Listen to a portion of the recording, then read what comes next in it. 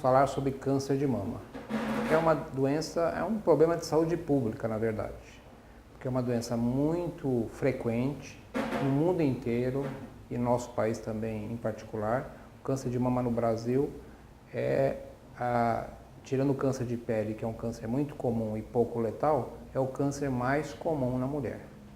Além de ser muito frequente, a sua incidência vai aumentando e, se não diagnosticado precocemente, a taxa de mortalidade é muito alta. A importância de falar sobre essa doença. Embora seja muito falado sobre o câncer de mama, ainda existe em nosso meio muitos mitos em relação a essa doença. O primeiro deles é: na minha família não tem nenhum caso de câncer de mama, o câncer de mama é uma doença hereditária, então eu não preciso me preocupar em fazer o exame mamográfico de prevenção. Isso, na verdade, é um mito, porque o câncer de mama é uma doença genética. A célula normal, para se transformar numa célula cancerosa, ela sofre uma mutação genética. Mas essa mutação genética, na grande maioria dos casos, ela é adquirida ao longo da vida da mulher. À medida que os anos passam, a chance dessa célula sofrer uma mutação aumenta, por isso a gente fala que o câncer de mama é uma doença idade dependente. Quanto maior a idade, maior o risco.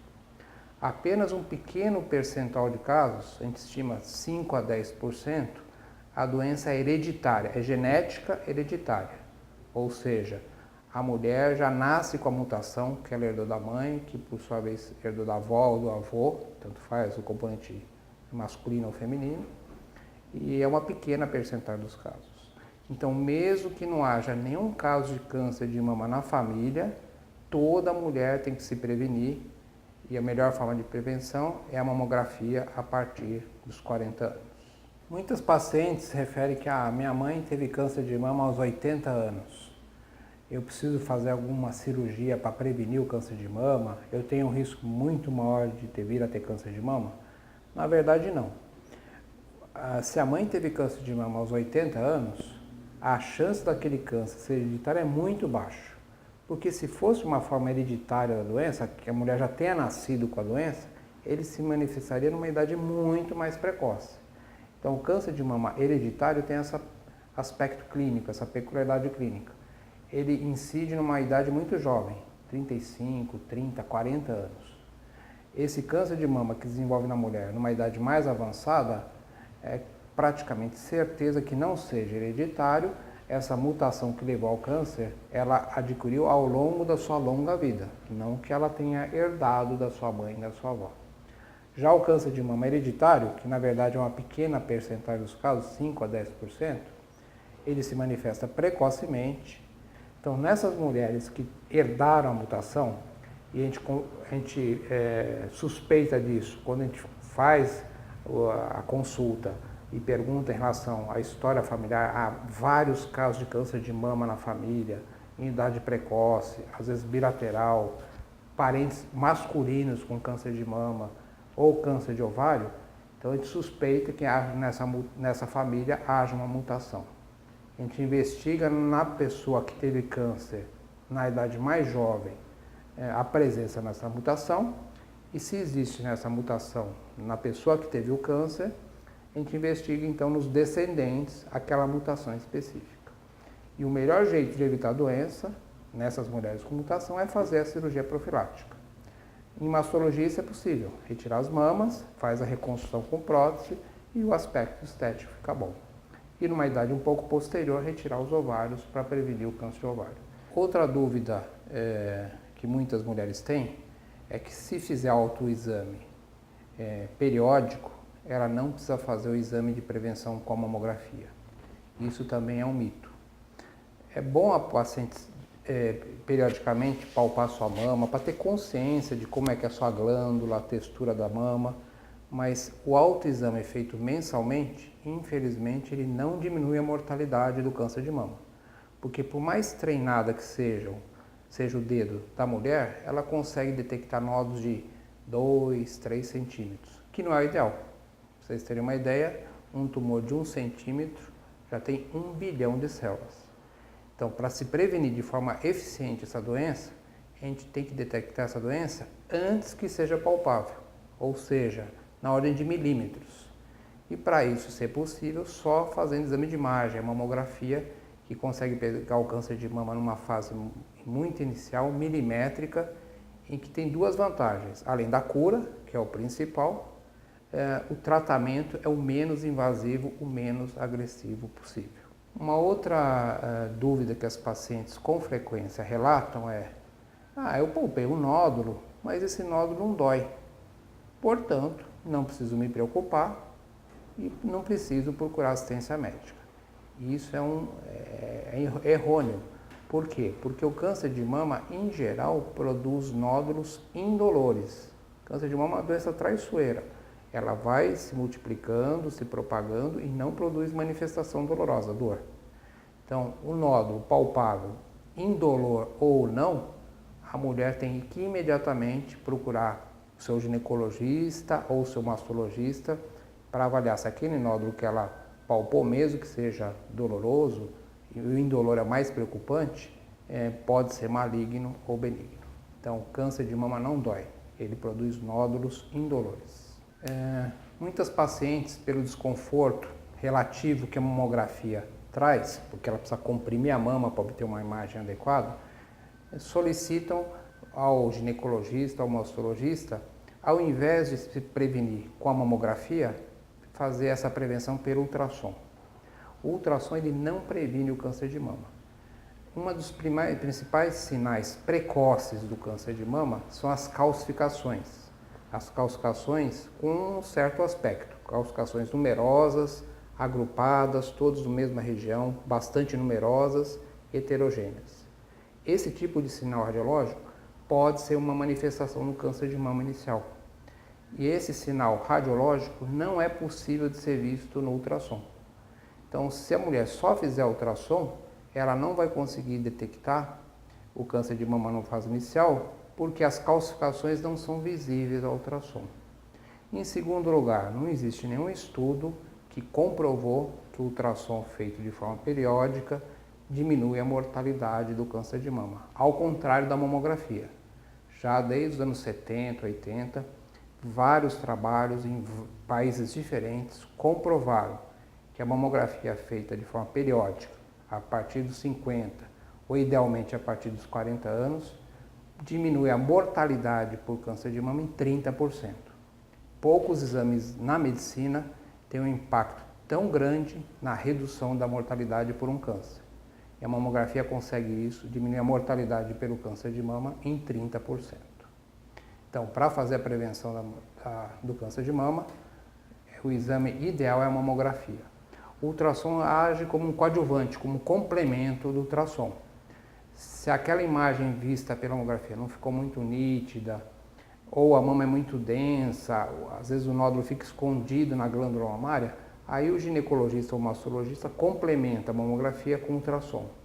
Mas o ultrassom nunca é indicado de forma isolada para prevenir o câncer de mama, sempre como um complemento da mamografia. Muitas pacientes têm a dúvida que tem a mama pequena, desejam aumentar o volume mamário e inserir uma prótese de silicone. A prótese de silicone causa o câncer de mama ou dificulta o diagnóstico precoce?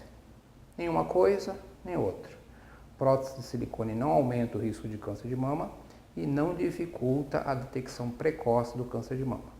Então, habitualmente, a mulher sem prótese, quando ela faz sua mamografia periódica, anual, a partir dos 40 anos, são feitas 2 compressões em cada mama.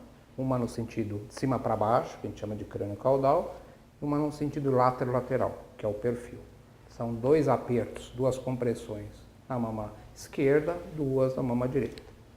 A mulher que tem prótese, é necessário fazer mais 4 compressões, ou seja, é feita a compressão da mama com a prótese, então 2 da mama esquerda, 2 do lado direito, e mais 2 compressões de cada lado, puxando a mama e empurrando a prótese.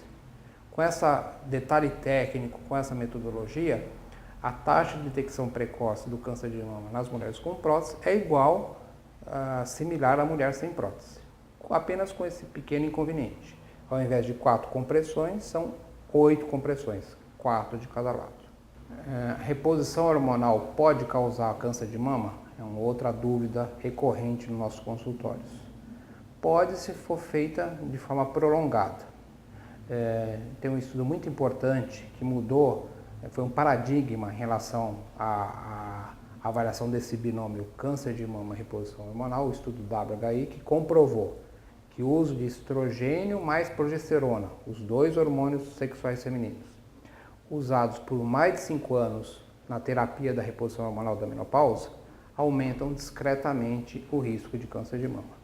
Então, naquela mulher que tem muitos sintomas quando ela chega no período da menopausa, é seguro usar reposição hormonal até 5 anos. Muitas mulheres acreditam que por ter as mamas pequenas, os seios pequenos, se é muito pequeno não há risco de câncer de mama.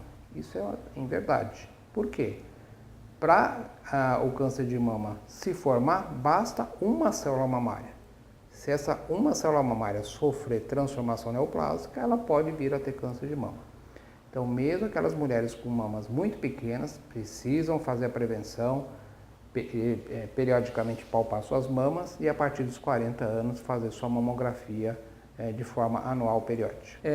Circula muito na internet um outro mito, que o uso de desodorantes, antiperspirantes, antitranspirantes aumentariam o risco de câncer de mama. Isso é um total mito. Um agente físico como perfume ou desodorante não vai induzir uma mutação na célula mamária e mesmo porque, na verdade, o câncer de mama ele se inicia na mama e daí se propaga da axila, não é o inverso. Ele não vem da axila e volta para a mama, e vem para a mama. Então isso é um total mito. Não existe nenhuma evidência que o uso de antitranspirantes, desodorantes, em qualquer forma que ele é utilizado, aumente o risco de câncer de mama. Uma outra dúvida que as pacientes às vezes referem, o câncer de mama é causado por uma batida, porque a minha tia bateu a mama e daí quando ela foi palpar tinha um caroço e a batida causou o câncer de mama. O câncer de mama é uma doença genética, uma mutação no DNA da célula. Ou seja, é impossível um trauma físico mudar a estrutura do DNA presente no núcleo de uma célula. Em termos de comparação, suponha que eu tenho olho verde, eu recebo um soco no meu olho direito. Passado o trauma da batida, meu olho que era verde passa a ser negro, castanho. Isso é impossível, porque a cor dos olhos é determinada geneticamente, assim como o câncer de mama. Então o que acontece é que a mulher não tem o hábito de eventualmente examinar sua mama.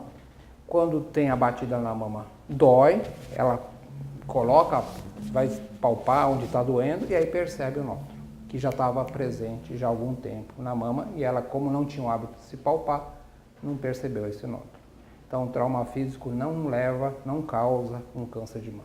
Muitas mulheres que amamentaram seus filhos, às vezes por tempo prolongado, acham que estão isentas de vir a ter câncer de mama. Isso não é verdade.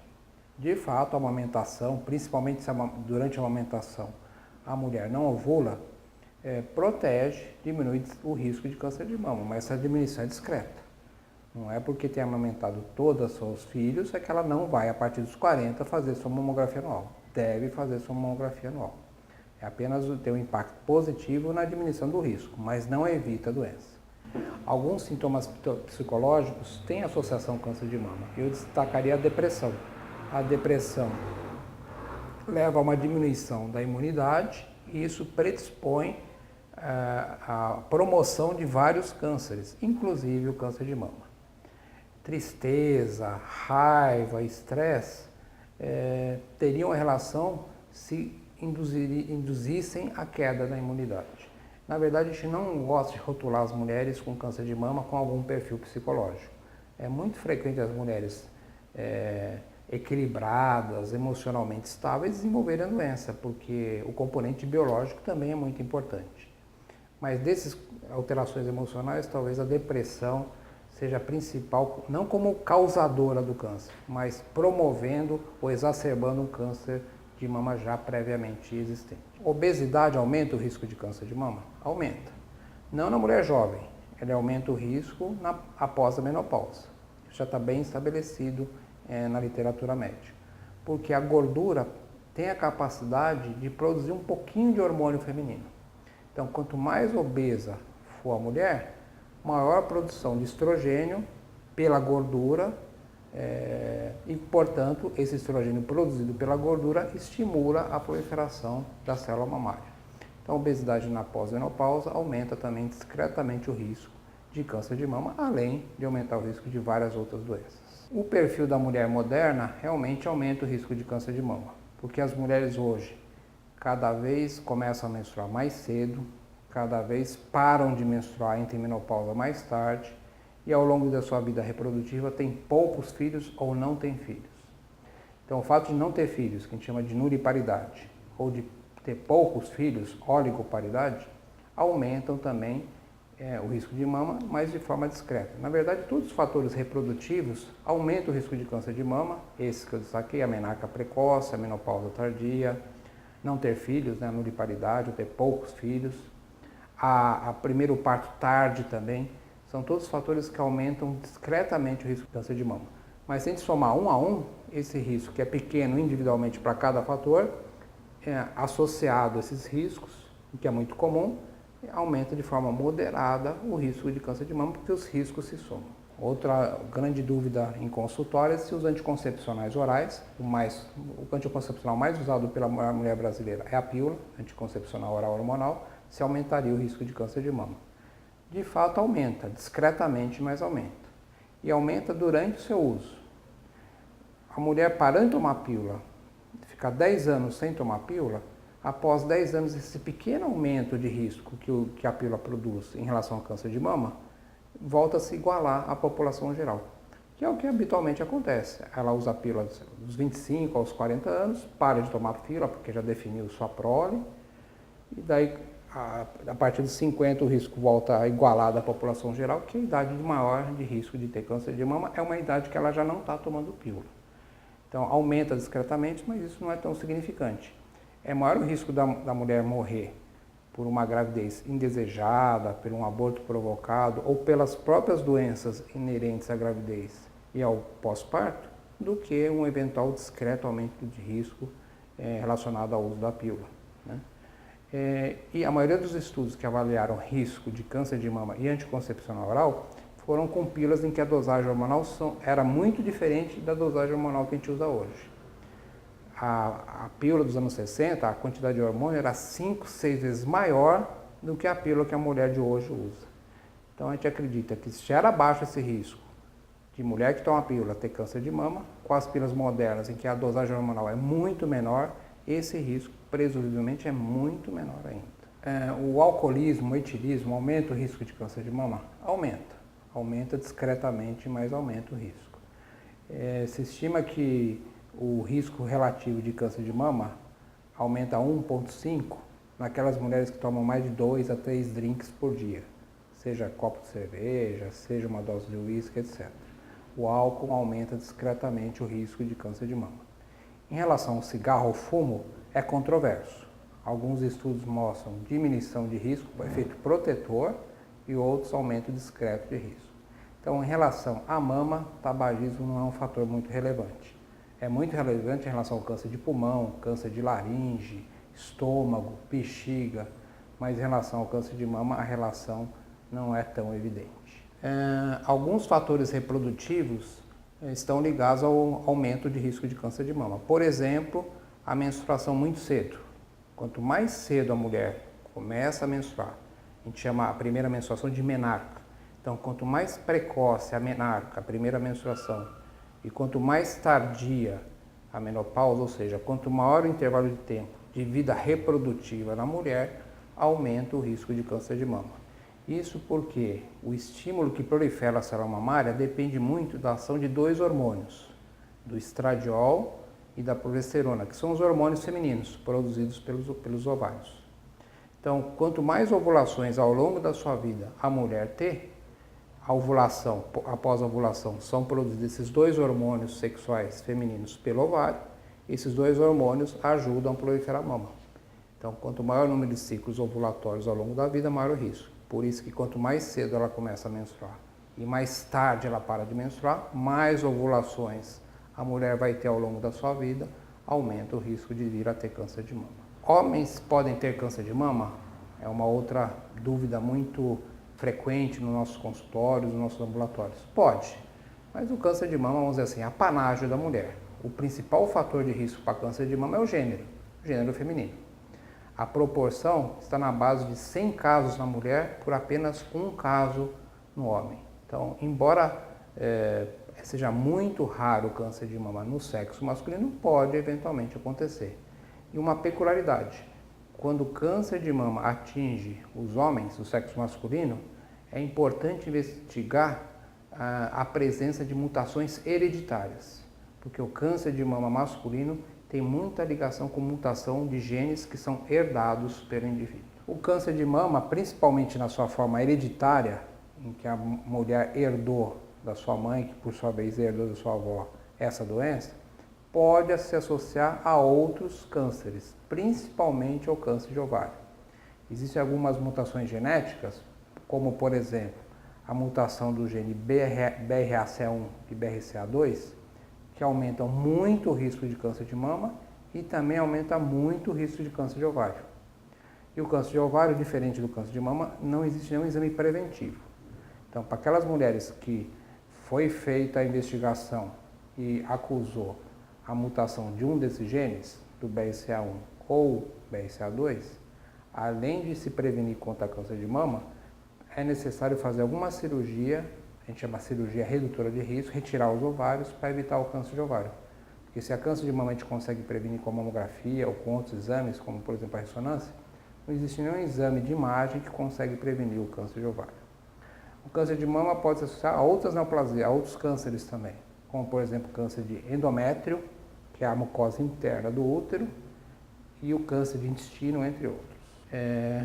Um dado positivo é que a atividade física diminui o risco de câncer de mama, né? A atividade física moderada, 4 a 5 vezes por semana, tem um impacto positivo para evitar essa doença. Obviamente, esse impacto é discreto. O risco relativo cai 20%, mas além de o exercício ser importante para evitar inúmeras doenças, também evita discretamente o risco de vir a ter câncer de mama. É uma prática que a gente estimula tanto o ginecologista, mastologista a praticar atividade física para redução de risco. E mesmo aquelas mulheres que já tiveram câncer de mama, a gente estimula a atividade física para melhorar o prognóstico e evitar a recorrência da doença. E a mensagem final é que o câncer de mama é prevenível, é curável, desde que se detectado precocemente. Quando a gente consegue detectar essa doença numa fase muito inicial, a taxa de cura é de 90% a 95%. E para isso ser possível, é necessário fazer o exame de mamografia.